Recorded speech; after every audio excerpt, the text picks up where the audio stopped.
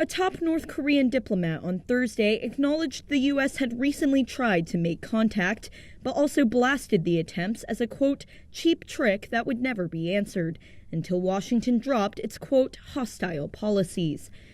That came from Chae Son-hui, North Korea's vice minister for foreign affairs, and its first formal rejection of outreach from the new White House under President Joe Biden. It's also coming as U.S. Secretary of State Antony Blinken and Defense Secretary Lloyd Austin visit South Korea, part of a trip around Asia that marks the first overseas visits by top-level Biden officials.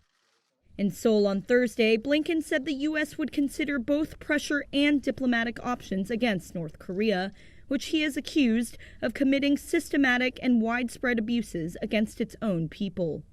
Chae said in a statement carried by state media that the U.S. had attempted to initiate contact through various methods, including emails and telephone messages via a third country.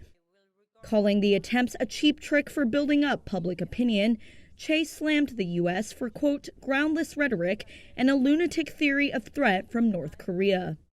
Chae also criticized the U.S. for continuing military drills in South Korea and keeping up sanctions that pressure Pyongyang.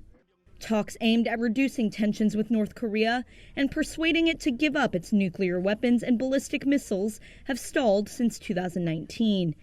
Blinken and Austin will soon fly to Alaska for the Biden administration's first talks with Chinese officials, where North Korea is expected to be on the agenda.